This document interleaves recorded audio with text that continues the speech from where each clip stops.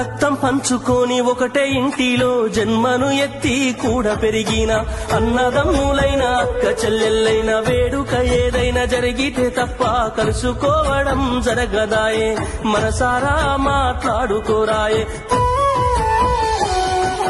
భోజనాలకు గంట ముందు వచ్చి పని ఏదో ఉందన్న సాకుతోటి మొక్కుబడిగా భోజనం అయిన వెంటనే ఉంటామంటూ వెళ్లిపోవుడాయే కనతల్లిదండ్రులను పలకరించే తీరిక లేని సంపాదనాయే కనతల్లిదండ్రులను పలకరించే తీరిక లేని సంపాదనాయే ఆనాటి ప్రేమలు ఏమాయరో బంధాలు బంధుత్వమెటుబాయరా డబ్బు బంధాలే మిగిలేనురో మనుషులే దూరమయ్యేనురా